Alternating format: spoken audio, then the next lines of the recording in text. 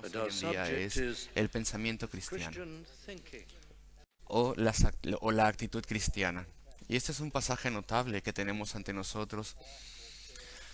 En la primera mitad o el primer tercio de Filipenses 2, tenemos aquí una exhortación poderosa en el pasaje, en estos versículos, y lo podemos ver aquí como comienza en el versículo 2, sintiendo lo mismo, teniendo el mismo amor unánimes, sintiendo una misma cosa. Nada hagáis por contienda o por vanagloria, antes vies con humildad, humildad, estimando a cada uno a los demás como superiores al mismo, no mirando cada uno lo suyo propio, sino cada cual también por lo de otros. Esta exhortación tan grande que tenemos a la humildad y a una preocupación activa por otros y no por nosotros. Y si lo puedo poner de esta forma, está aquí como a la mitad. La exhortación está entre nuestra atención que está siendo traída a las bendiciones de Cristo para que podamos tener gratitud, como si el apóstol al estar escribiendo por la inspiración divina, como si él considerase que no podemos responder adecuadamente a la exhortación a la humildad, sin que seamos alentados, estimulados, dándonos cuenta de que tenemos una deuda a Cristo y dándonos cuenta de todo lo que Él nos da. Esto nos va a alentar, parece que Él dice esto, eso nos va a afectar, así que comienza con esto y después inmediatamente después de la exhortación, Él continúa con estas palabras y señala la gran humildad de Cristo, nuestro Señor y Salvador. Entonces, verdaderamente es como si estuviera aquí a la mitad, como un sándwich, lo que está dentro del sándwich, a la mitad. Entonces comenzamos con este versículo famoso de los cuatro sí, sí, sí, estos enunciados condicionales. Sí, algún consuelo de amor hay en Cristo. Sí, algún consuelo de amor. Sí, alguna comunión del Espíritu. Sí, algún efecto entrañable. Entonces vamos a considerar en una forma expositiva estos versículos en el tiempo que tenemos. Por tanto, si hay alguna consolación en Cristo, claro que lo hay. Hay mucha consolación en Cristo. Consolados por Él y confortados por Él. Esta es la palabra que literalmente significa si hay algún llamamiento a estar cerca del Salvador. Esta es la ilustración. Cristo nos llama a que vengamos cerca de Él. Nos llama así. Algunas veces para admonición, algunas veces para consejo, algunas veces para confort y aliento. Y es esto último lo que está en mente aquí. Entonces los traductores han traducido este llamamiento cercano como consolación. Si hay alguna consolación en Cristo, claro que lo hay. Miren ese primer capítulo una vez más, versículo 27, donde dice, solamente que os comportéis como es digno del Evangelio de Cristo, y la última parte del versículo, combatiendo unánimes por la fe del Evangelio, con un mismo espíritu. Y luego las palabras, que donde tenemos la oposición, tenemos que estar firmes, porque hay opresores que quieren quitarnos del medio y tenemos que obrar por el Señor, estando unánimes, trabajando juntos para servir al Señor, una iglesia que trabaje, que obre. Y para hacer esto necesitamos aliento y consolación porque hay grandes fuerzas en contra de ti. Capítulo 1, versículo 28, una vez más, en nada intimidados por los que se oponen, que para ellos es ciertamente indicio de perdición, etcétera. Hay cierta intimidación y la intimidación que intimida personas, que viene de diferentes adversarios, de maestros falsos, de judaizantes y sobre todo de los judíos y de los gentiles también, de Filipos, porque si eran creyentes, no se podía ir a los festines idólatras y por ende entonces eran despedidos y había todo tipo de hostilidades que pasaban en contra de los cristianos y estaban intimidados frecuentemente por estas cosas. Y después versículo 29, porque a vosotros os es concedido a causa de Cristo no solo que creáis en Él, sino también que padezcáis por Él. Había una persecución terrible. Filipos era un lugar orgulloso. Era una ciudad, pero se le había dado el honor de ser una colonia romana, Filipos. Y los ciudadanos de Filipos eran muy orgullosos de que eran romanos y de que seguían la religión politeísta romana y adoraban muchos dioses e incluso se molestaban terriblemente que dentro de su ciudad hubiese cristianos que predicaban un solo Dios y a Cristo. Y entonces había intimidación terrible y persecución debido a esto. Y venimos al capítulo 2, versículo 1, donde dice entonces, si hay alguna consolación en Cristo, si hay alguna consolación en Cristo.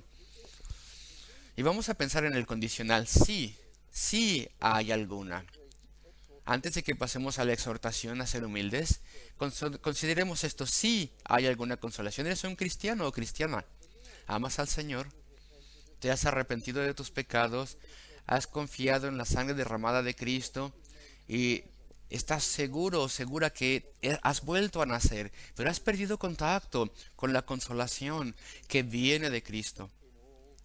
En toda circunstancia, en toda dificultad, ¿tú oras a Él y pruebas su fidelidad? ¿O más bien estás molesto o molesta y atribulado o atribulada y sin fe? Estamos diariamente experimentando estas cosas y esto tan solo es lo primero, consolación, fortaleza cuando tenemos respuestas a oración. Las cosas que prueban la presencia de Dios. Bendición en nuestro ministerio de intercesión y vemos conversiones y vemos luz y entendimiento en nuestros problemas. En la palabra de Dios tenemos comunión con Cristo y hay un sentido de destino y del cielo y estas cosas ponen todo en perspectiva y nos levantan. ¿Esa es nuestra experiencia? Les pregunto semana a semana. Esta experiencia de que estamos caminando con Dios, sí hay, para ti, incluso como creyente, sí hay algún fuerte confort y aliento y respuestas a oraciones, respuestas del Señor. Pues esperemos que sí, queridos amigos. Y si has perdido contacto con esto, bueno, pues ven de vuelta a Él inmediatamente.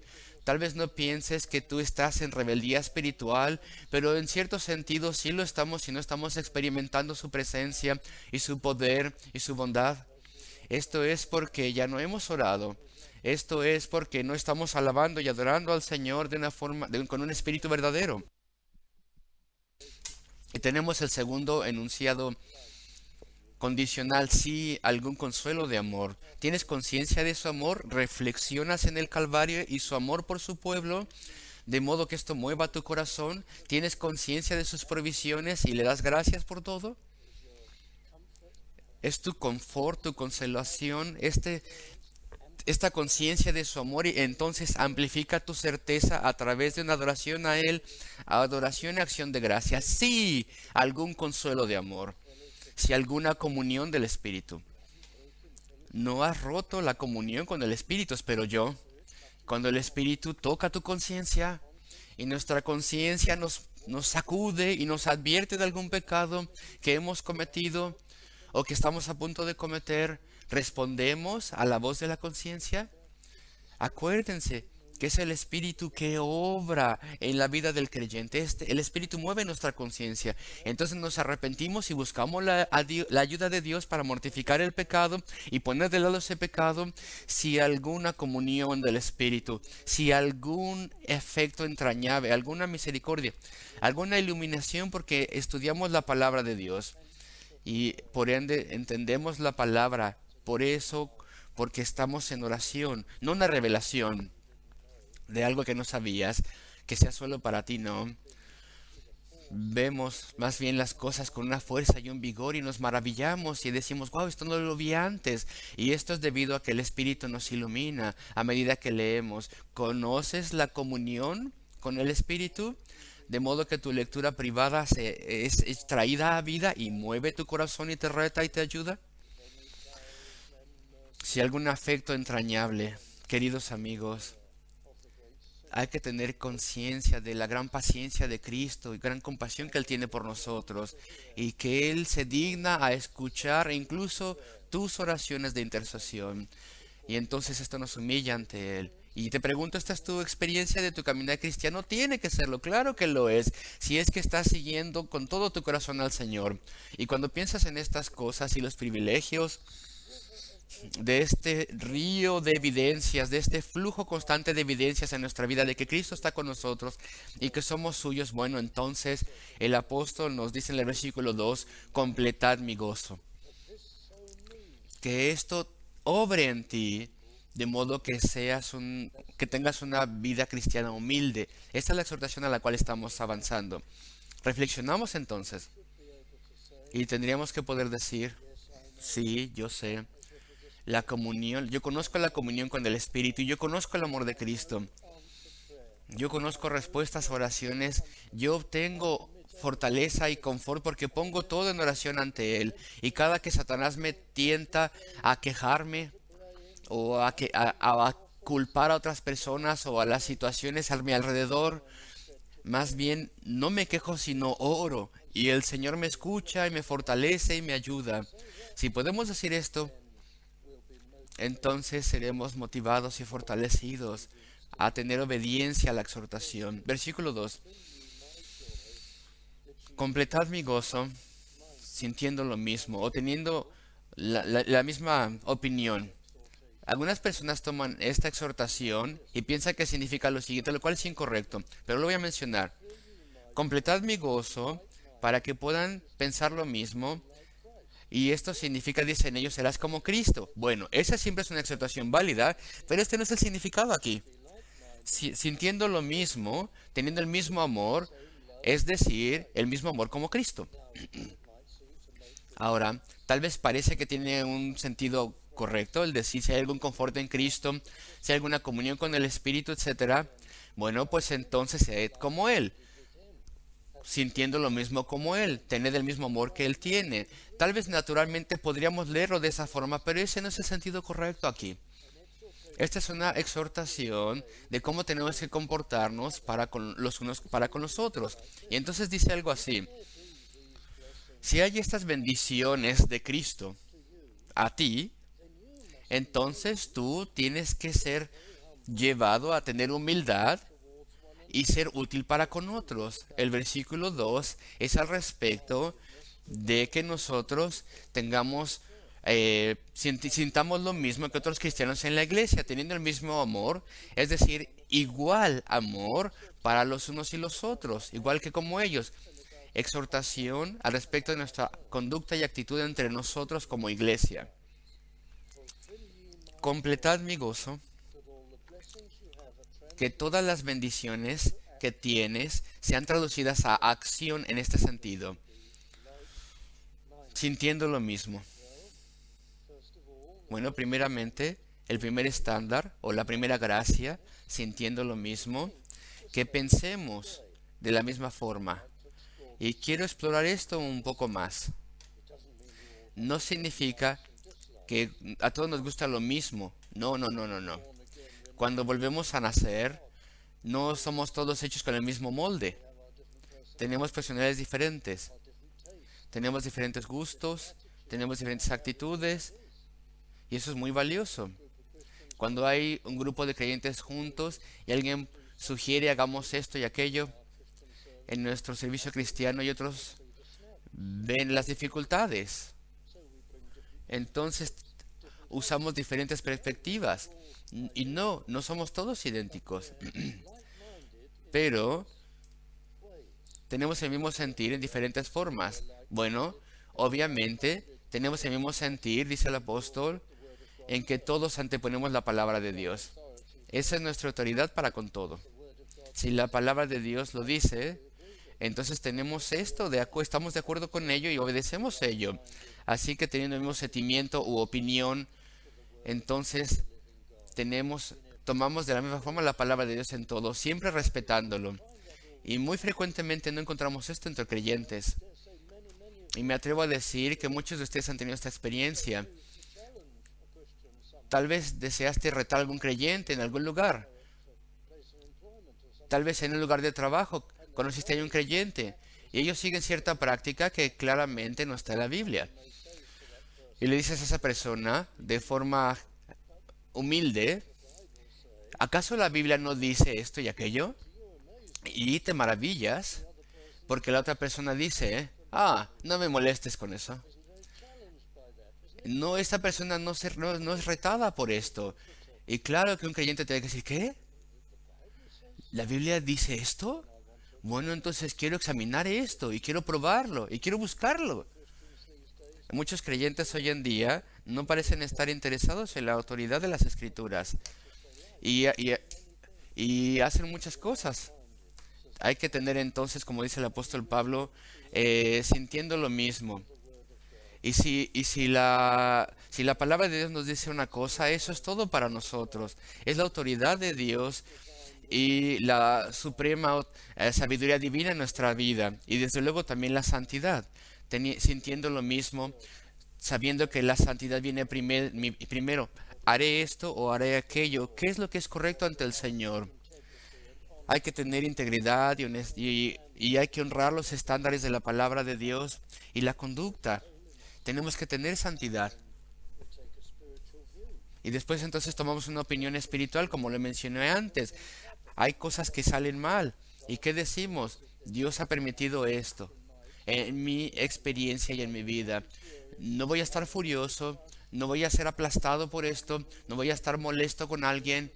Esto ha sido permitido por Dios. Debo procesarlo de forma espiritual y cuidadosamente. Dios hace que todo trabaje para bien, para el bien espiritual eterno de sus hijos, y esto lo creemos, y por eso entonces tomamos opiniones espirituales, nos hacemos un poco para atrás y tomamos una visión espiritual de todo. Tengo que probar al Señor, tengo que honrarle, tengo que buscar su ayuda. Siempre tenemos opinión espiritual. Tal vez alguien nos despide, bueno, pues lo vemos espiritualmente y buscamos la ayuda de Dios y no nos ponemos en un estado o condición en el cual nos hacemos no poder pensar ni funcionar porque estamos tan atribulados. No, tomamos una opinión espiritual, ya sea el problema pequeño o grande, y podemos tomar golpes. Y entonces tenemos el mismo sentimiento en el sentido de que resolvemos todo en oración y clamando al Señor. Y tenemos el mismo sentir, espero yo, en el que tenemos preocupación por las otras personas, más de lo que nos preocupamos por nosotros.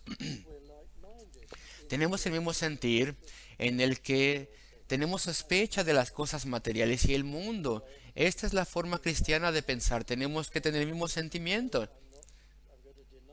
Voy a negarme a mí mismo esto porque es demasiado caro, es demasiado preciado o es algo que va a afectarme, me va a herir en mi caminar espiritual y en mi familia. Vamos a ser más bien más modestos en nuestros objetivos y entonces tenemos sospecha de la ganancia material y las cosas materiales en ese sentido, porque tenemos un objetivo espiritual. El cielo es todo para nosotros. Entonces estas son las palabras donde dice: completad mi gozo teniendo gratitud por la experiencia constante del confort de Cristo y su fortaleza que nos da y la ayuda que nos da y la obra del Espíritu en nuestra vida. Entonces sentimos lo mismo, tenemos el mismo sentir como creyentes basados en los fundamentos de la fe. En ese sentido tenemos el mismo sentir, la misma actitud y después teniendo el mismo amor. A la mitad del versículo 2, teniendo el mismo amor el uno por el otro, no discriminándonos. Se nos tienta constantemente a discriminar. Ay, pero yo tengo mis amiguitos o mi círculo de personas que son como yo. O yo me apego a los estudiantes o a los ancianos o a mi especie de persona. No, dice el apóstol, no. Tenemos que tener el mismo amor. ¿Se acuerdan la situación en la que un actor de hace mucho tiempo, Charles Chaplin, él y su hermano tenían resentimiento por la fe cristiana y tenían resentimiento por la iglesia, porque su madre, ellas vivían muy cerca de aquí, como ustedes saben, muy cerca del tabernáculo. Su madre solía ir constantemente a la iglesia, no aquí, no a esta iglesia, pero podría haber sido acá, pero bueno, no fue aquí.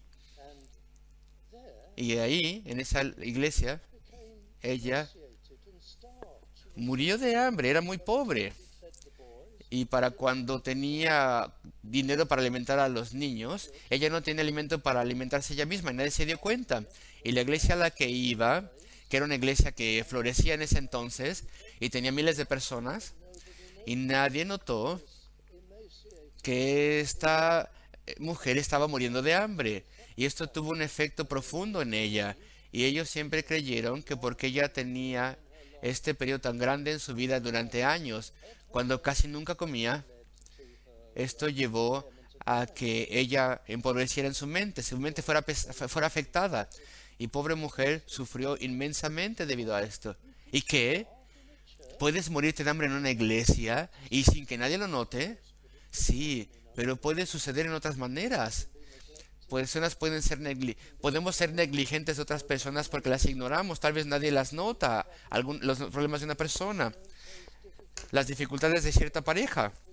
Hay muchas personas que tienen comunión los unos con los otros y nunca levantan sus ojos y miran y notan y muestran compasión y preocupación por nadie más. Y eso es lo que nos referimos aquí. Eso es lo que quiere decir aquí la palabra de Dios. Entiendo el mismo amor por todos los cristianos. Claro que somos diferentes y no significa que tenemos que ser tan cercanos con unos como con todos los demás, pero sí significa, sin embargo, que respetamos a todos los demás y tenemos preocupación por todos los demás. No que las personas sean chismosas e interfieran de forma inadecuada en la vida de otras personas. Y hay una tendencia de hacer eso en algunas personas, pero tenemos que reconocer y respetar y tener preocupación y afecto por otras personas. Todos somos hijos de Dios y no tenemos que ser enemigos ni hostilidades. No somos ellos, más bien tenemos el mismo amor los unos por los otros. Un amor indiscriminado. Ese es el sentido aquí.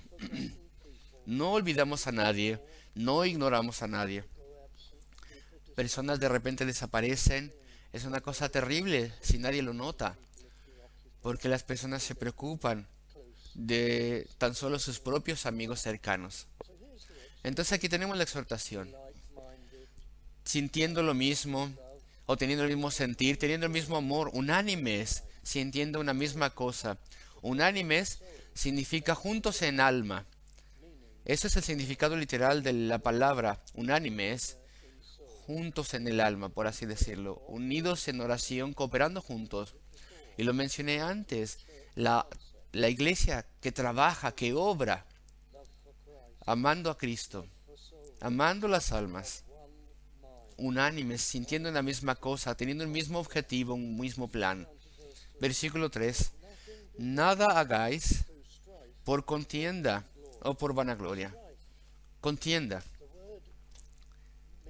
La palabra significa competición, ser rivales. No hay ser nada porque estamos en una especie de competencia para que alguien nos note, para ser superiores, para que alguien piense bien de nosotros. Satanás intentará atraparnos con eso, intentará tentarnos a hacer cosas con ese motivo, que seamos notados y especiales e importantes y estar a cargo y cosas así. Que nada sea hecho a través de vanagloria y contienda, competición para ser importantes. O vanagloria, literalmente, gloriarse vanamente. Un deseo vacío, un deseo malo por gloria. Es lo mismo más o menos.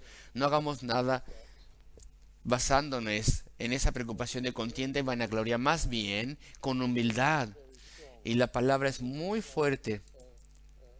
Y hemos notado algunas traducciones que tienen palabras que no reflejan bien el sentido. Pero bueno, tenemos que estar preparados a pensar que nosotros somos una persona de poca importancia, humildad, estimando cada uno a los demás como superiores al mismo. Queridos amigos, veamos nuestras fallas, veamos todas nuestras fallas, lamentemos nuestro pecado. Y cuando sintamos que estamos siendo tentados a pensar de nosotros como que somos importantes o especiales o mejores, entonces es tiempo de sentarnos y revisar todas las tonterías que hemos hecho y hacemos y todas las cosas por las cuales Dios con su misericordia nos ha perdonado y nuestros pecados recurrentes, y entonces nos humillamos a nosotros mismos. La palabra aquí es estimando cada uno a los otros superiores a sí mismo, mejores, superiores. La palabra que se traduce así, y Pablo lo utiliza en diferentes epístolas, muchas veces significa más fuertes o más nobles, pero no se nos llama a considerarnos o a considerar a otras personas como más fuertes o más nobles que nosotros. Una situación diferente. Aquí lo que dice es superiores, más altos, por así decirlo. Considera a otras personas como más importantes que tú mismo o tú misma.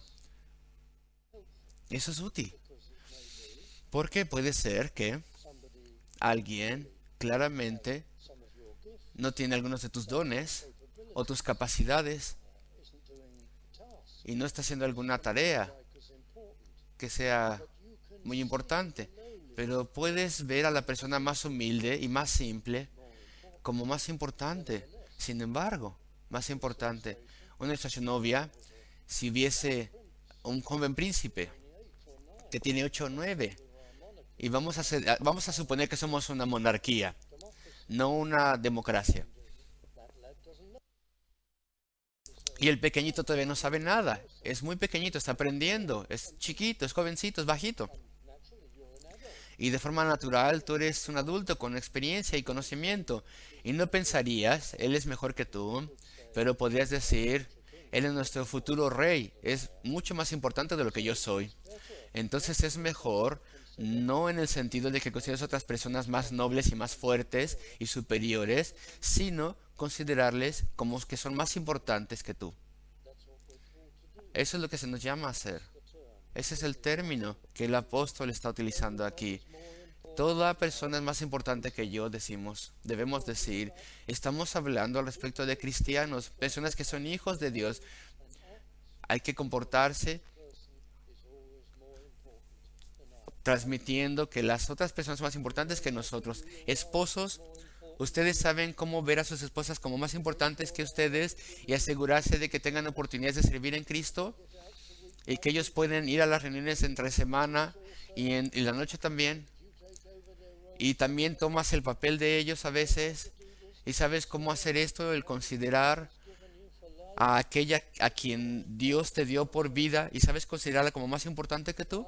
Esposas, de la misma forma,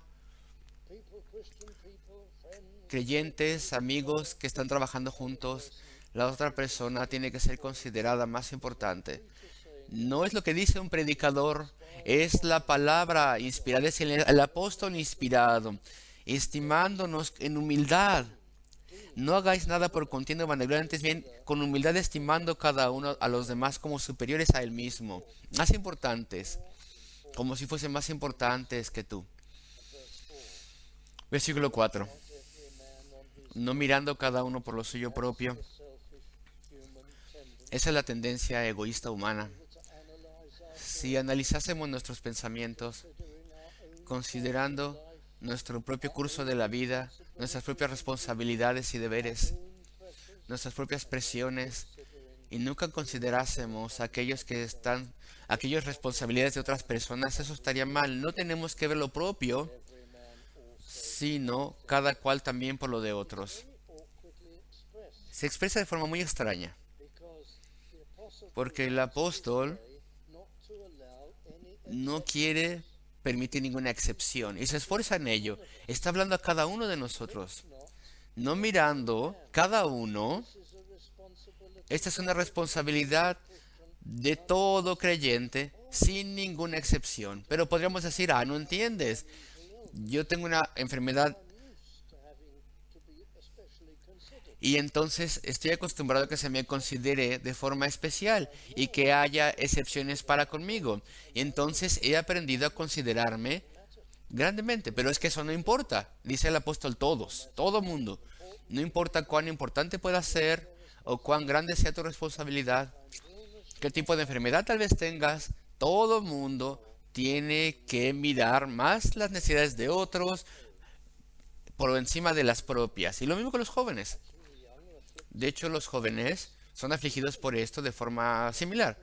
Los jóvenes pueden ser tentados, lo sabemos, todos hemos sido jóvenes, pueden ser tentados a enfocarse en sus prospectos, su carrera, en sus objetivos, en lo que quieren hacer, cómo van a disfrutar esto y aquello. Y así hacen y excluyen a los padres, hermanos y a todo mundo. Pero venimos a Cristo y no podemos ser así. Tenemos que ver las necesidades de otros y tenemos que considerarles.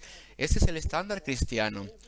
No mirando cada uno por lo suyo propio, sin excepción, sino cada cual también por lo de otros. Esto se expresa de una forma un poco complicada para que entonces todo el mundo sea incluido. Después esas palabras maravillosas, versículo 5. Haya pues en vosotros este sentir que hubo también en Cristo Jesús.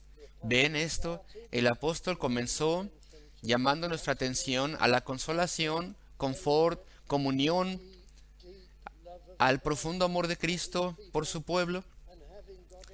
Y habiéndonos puesto a pensar, de modo que nuestra conciencia sea movida y nuestros privilegios y privilegios sean vistos por nosotros, entonces nos da la exhortación. La exhortación que tal vez a veces no queremos, a que seamos humildes y a que seamos considerados con otros y considerarlos más a ellos que a nosotros. Y después avanza al ejemplo de Cristo. Entonces tenemos que ser más como Cristo. Ese es el argumento que se tiene aquí. A medida que se pone esto en práctica. Versículo 5. Haya pues en vosotros este sentir, esta opinión, esta mente que hubo también en Cristo Jesús. Esta es una oportunidad para que veamos un poco estas maravillosas palabras. El cual, o quien siendo o estando en forma de Dios, no estimó el ser igual a Dios como cosa que aferrarse. No estimó como una usurpación siendo en forma de Dios. Ahora, estar en forma de Dios o ser en forma de Dios, claro, significa que tú eres Dios. No puedes tener la forma de Dios sin ser Dios mismo. Y Él lo es. La segunda persona de la Trinidad, Cristo Jesús, igual a Dios el Padre. Y el razonamiento es, considera la humildad de Cristo. Él es Dios. Él es eterno. Él posee todos los atributos. Y podríamos ir a Colosenses 1:15. Estas palabras maravillosas. Quien es la imagen del Dios invisible, el primogénito de toda la creación. Porque en Él fueron creadas todas las cosas, las que están en el cielo y la tierra, visibles e invisibles, tronos, dominios, principados, potestados. Todo fue creado por medio de Él. Y Él es antes de todas las cosas. Y todas las cosas en Él subsisten. Y Él es la cabeza del cuerpo, que es la iglesia, el que es el principio, el primogénito de entre los muertos, para que en todo tenga la preeminencia. Cristo, quien estaba en la forma de Dios. Filipenses 2:6. En el principio era el verbo y el verbo era con Dios y el verbo era Dios. Eso es Juan 1:1.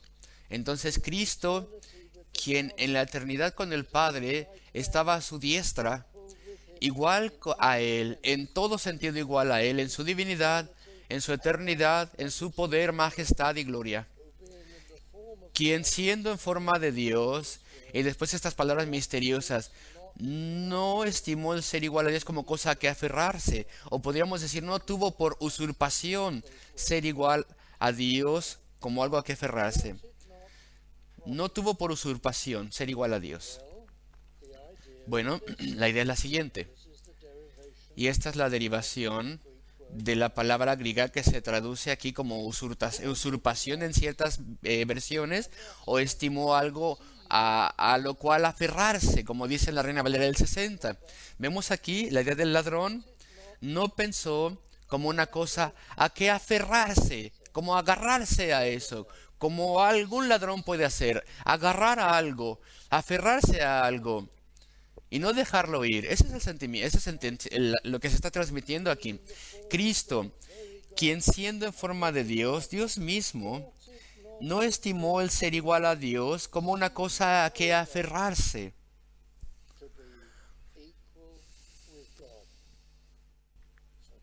Entonces Cristo, ¿cómo íbamos a ser redimidos? ¿Cómo habríamos de ser salvos? Cristo, Dios mismo, Él tuvo que venir y Él se hizo humano y Él tomó una personalidad humana y Él fue nuestro representante. Él llevó nuestro pecado y Él mismo llevó el eterno castigo que merecemos. Él mismo lo llevó y lo pagó y así aseguró nuestro perdón y absolución. ¿Y cómo habría de hacer eso Él? Bueno, pues a través de dejar su gloria celestial por un tiempo y a través de la ejercitación, de haber dejado su constante ejercitación de su poder, por un tiempo dejó sus riquezas y por un tiempo dejó la comunión cara a cara con el Padre y el Espíritu Santo, por un tiempo dejó su bendición en el cielo y la alabanza de las huestes celestiales las dejó también y estuvo listo a hacerlo, el cual, o quien siendo en forma de Dios, no estimó el ser igual a Dios como cosa a que aferrarse. El disfrutar la igualdad plena que tenía con el Padre y el Espíritu Santo, Él estaba listo a dejar todo eso y a descender y a servir por un tiempo, por años, en este mundo caído, pecaminoso, ligado, estando dentro, estando en el cuerpo, en un cuerpo humano, y estando sujeto a todas las limitaciones de los hombres, estando bajo la maldición de Dios. Y Él estaba listo a hacer esto. Este es el sentido, el cual siendo en forma de Dios, no estimó el ser igual a Dios como cosa a que aferrarse, en el sentido de tener que interrumpir su gloria plena. Y versículo séptimo, sino que se despojó a sí mismo, tomando forma de siervo, hecho semejante a los hombres. El griego dice, se vació a sí mismo. William Tyndale, la Biblia que él tradujo, era reformador y mártir. Cuando él tradujo este pasaje, no podía evitar decir, se vació a sí mismo, porque él temía que hubiera malentendido si no lo traducía así. Claro que es imposible que Cristo se vacíe a sí mismo de su deidad. Él nunca podía dejar de ser divino. Él nunca dejó de ser Dios. Dios no puede dejar de ser Dios. Dios no puede cambiar. Este es uno de sus atributos eternos. Y entonces Él modificó un poco la traducción. No quiso traducirlo así de hecho. Y modificó un poco la Biblia. Y esto fue adoptado por la Biblia King James en inglés. Y entonces se dice aquí, se hizo o se dejó sin reputación. Y en español decimos se despojó a sí mismo. Y esto se refiere entonces al hecho de que se vació a sí mismo en el sentido, o se desposó a sí mismo en el sentido de que se hizo no tener reputación y en el sentido de dejar un ejercicio constante de su dominio y autoridad y proximidad con el Padre y una unión completa cara a cara con Él y esa bendición y gloria que tenía. Él nunca dejó de ser Dios a pesar de que como que ocultó su deidad en un cuerpo. A pesar de eso nunca dejó de ser Dios, el cual siendo en forma de Dios no estimó el ser igual a Dios como cosa a que aferrarse, sino que se despojó a sí mismo, se hizo a sí mismo como de ninguna reputación, de ninguna fama, tomando forma de siervo. Y eso es lo que él dijo: estoy entre vosotros como aquel que sirve, dijo el Señor Jesucristo. Y ustedes se acuerdan que cuando él lavó los pies de los discípulos y después le dijo a los discípulos: ¿sabes lo que os he hecho a vosotros? ¿Sabéis lo que es esto? Y no lo sabían. Muy pronto lo sabrían, pero en ese entonces no lo sabían. Él se había hecho su siervo.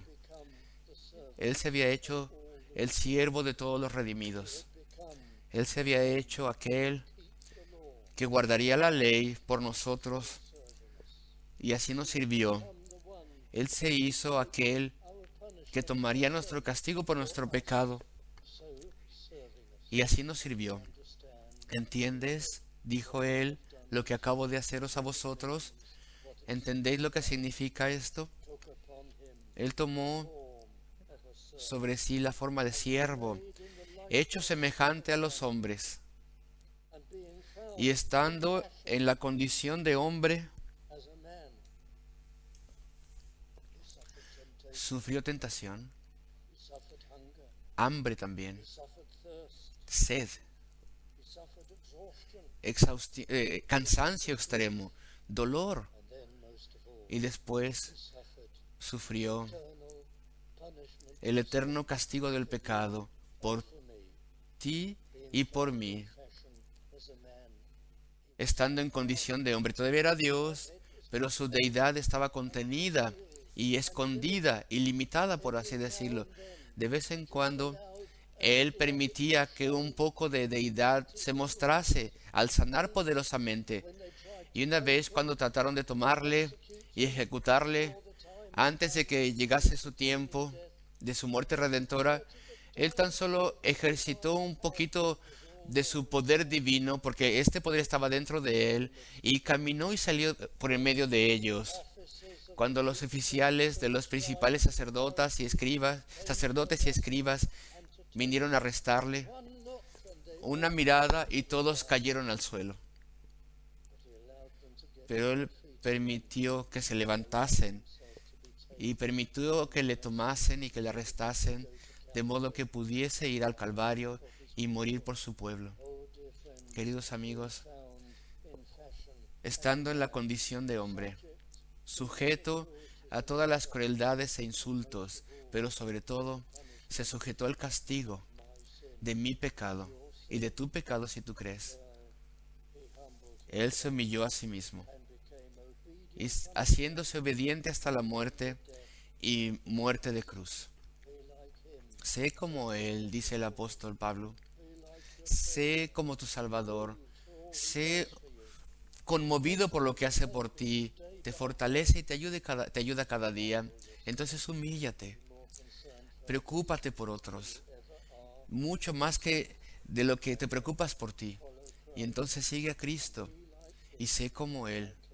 Y cierro con lo que dice: por lo cual Dios también le exaltó, y tú también eres exaltado en Él. Él se levantó de los muertos, ascendió al cielo, fue tomado a la gloria. Su gloria original fue totalmente restaurada, y en Él nosotros nos levantamos con Él también. Hijos de Dios, un día nos levantaremos, un día tendremos el cuerpo de resurrección. Queridos amigos, ¿cuánto tenemos? ¿Cuántas bendiciones en el pasado? ¿Cuánta evidencia diaria? ¿Y cuánto tendremos en el futuro? ¿Por qué tendría que importarnos tanto el ser importantes? No, dice el apóstol. Lee la exhortación y ora buscando ayuda para que seas ese tipo de creyente.